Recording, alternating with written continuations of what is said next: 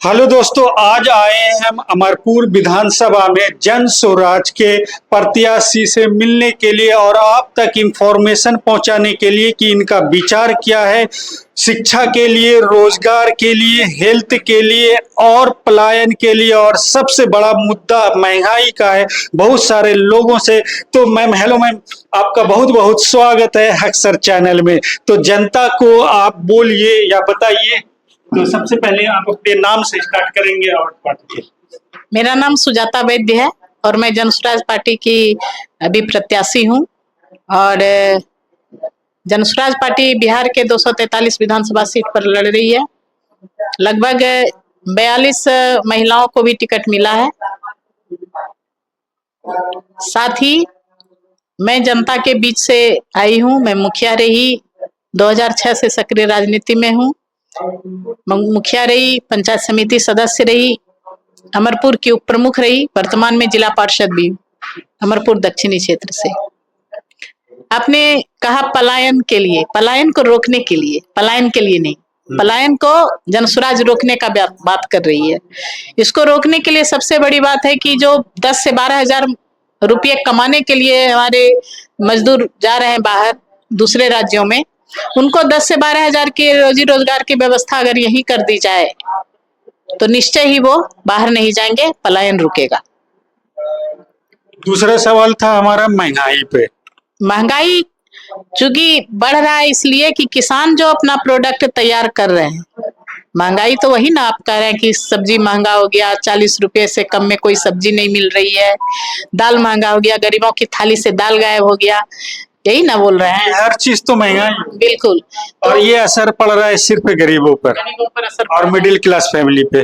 तो आप दोनों के लिए तो सबसे बड़ी बात है कि जो किसान हमारे खेती किसानी करते थे वो अन्नदाता हैं, लेकिन विडंबना ये है कि खेत में जो उपज होता है, किसान का जो प्रोडक्ट है, वह रोड किनारे बेचा करते हैं अपने प्रोडक्ट को। और एसी रूम में क्या होता है कि चप्पल और जूते बेचे जाते हैं। तो सोचिए किसानों की क्या स्थिति है। उसकी स्थिति को सुधारने के लिए जब तक सरकारी रूप से व्यवस्था नहीं की जाएगी तब तक ये महंगाई बढ़ती जाएगी। वो धीरे धीरे किसान खेती करना छोड़ रहे हैं, वो इतना ही खेती कर रहे हैं जिससे वो अपना भरण पोषण कर पाए।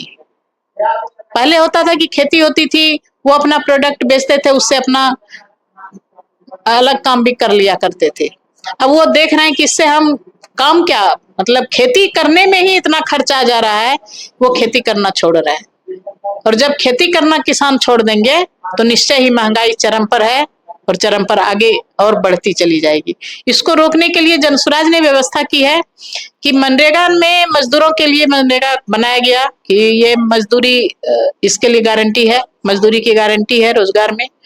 तो जन स्वराज ने यह निश्चय किया है कि जब जन स्वराज की सरकार बनेगी तो मनरेगा से किसान को भी जोड़ दिया जाएगा। किसान जो नकदी फसल की खेती करेंगे, जो नकदी फसल अभी एक तरह से समझिए कि खत्म हो चुका है, क्योंकि वह मजदूरों पर ही आधारित खेती है। सब्जी उपज करना है तो उसमें तो दिन रात मजदूर की ही आवश्यकता। दूसरा सबसे बड़ा सवाल और मेरा ये तीसरा सवाल है। तीसरा सवाल हेल्थ पे है और चौथा शिक्षा पर होगा।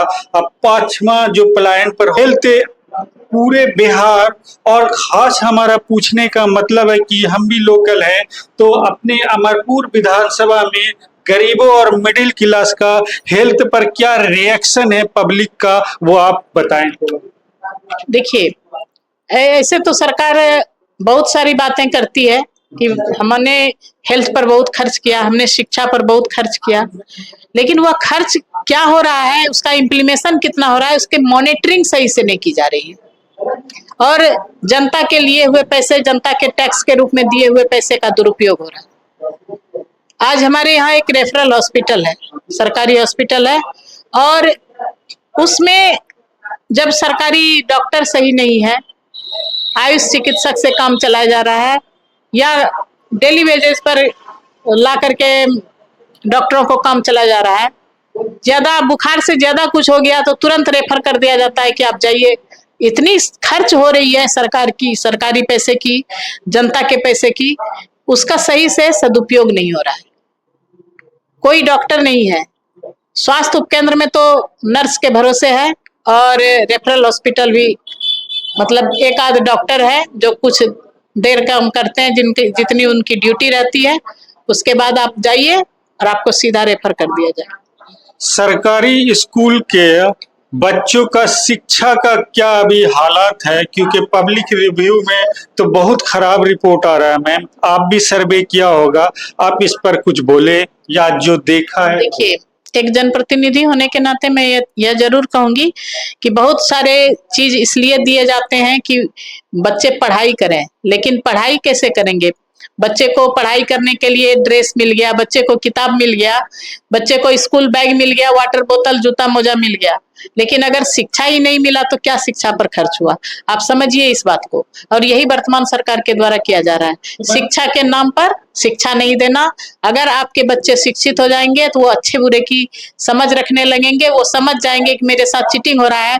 तो सरकारें ये 20-20 साल एक ही सरकारें नहीं चलेंगी, 5 साल में सरकारें बदलती हैं। आप देख लीजिए, जहां लिटरेसी ज्यादा है जिन सब राज्यों में, उनमें 5 साल में सरकार बदलती है।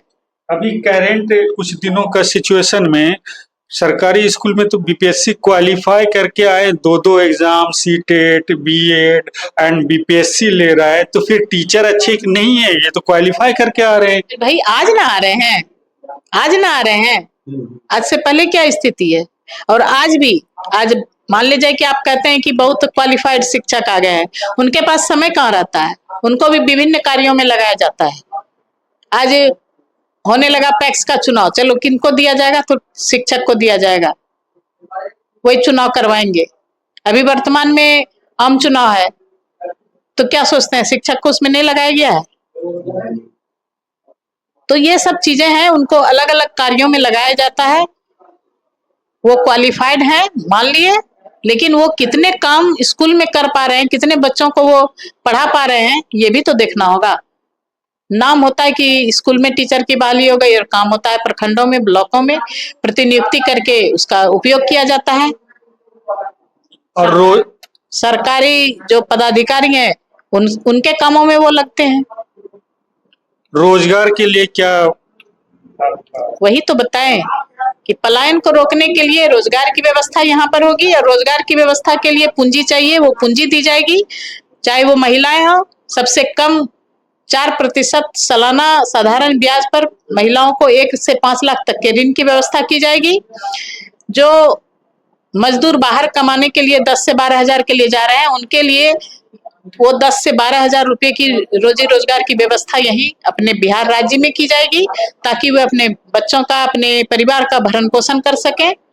और उस रोजगार के लिए एक उदाहरण के तौर पर मैं आपको बताती हूँ कि मान लीजिए कि कोई बाहर गया है, वहां चप्पल बनाता है, वो चप्पल की फैक्ट्री में काम करता है, उसमें जो चप्पल मशीन लगता है चप्पल बनाने का, वो मशीन अगर उसको पूंजी दे करके यहीं दे दिया जाए और वो यहीं पर चप्पल बनाए, वो जो अपना प्रोडक्शन तैयार करे, वो जो अपना उत्पादन बनाए, फिर उसके लिए बाजार उपलब्ध करा दिया जाए, तो निश्चय ही वो बाहर नहीं जाएगा, वो यही काम करेगा, यही रोजी रोजगार की व्यवस्था हो जाएगी और यहीं पर उसको पैसे आएंगे अपने परिवार को पालन पोषण करने के लिए, और पलायन रुकेगा।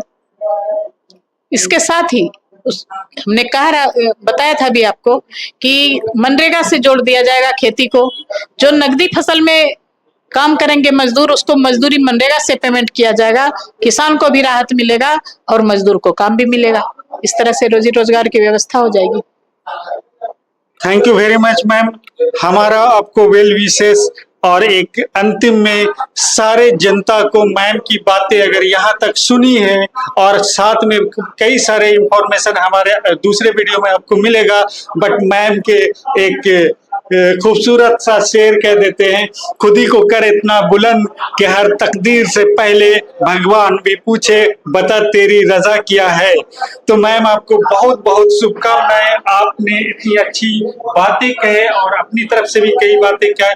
मौका मिला तो फिर आपसे मिलेंगे और ढेर सारी जानकारी। और जो शेर कहा, मैं भी आपके शेर पर एक नहले पे दहला मारती हूँ कि है हौसले बुलंद और इरादों में दम, बदलाव की आंधी लाएंगे हम और बिहार में बदलाव होगा।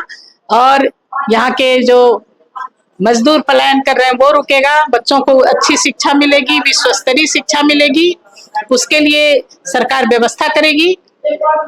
महिलाओं को कम दर पर ऋण मिलेगा और वो अपनी पूंजी से वो अपना रोजी रोजगार की व्यवस्था करेंगे। बुजुर्गों को जो 400 रुपये पेंशन दिया जा रहा था, अभी 1100 3 महीने से बढ़ाया गया है, उसको बढ़ाकर 2000 रुपये सम्मान राशि दी जाएगी और पलायन को रोका जाएगा। बहुत बहुत धन्यवाद। और जनता से मेरा यही अपील है कि अमरपुर के क्षेत्र के विकास के लिए, उत्थान के लिए आप एक मौका हमें दें ताकि हम आपकी सेवा कर सकें, आपके समस्याओं का समाधान कर सकें। बहुत बहुत धन्यवाद। जय हिंद, जय बिहार। जय हिंद, जय Bihar. Thank you very much ma'am.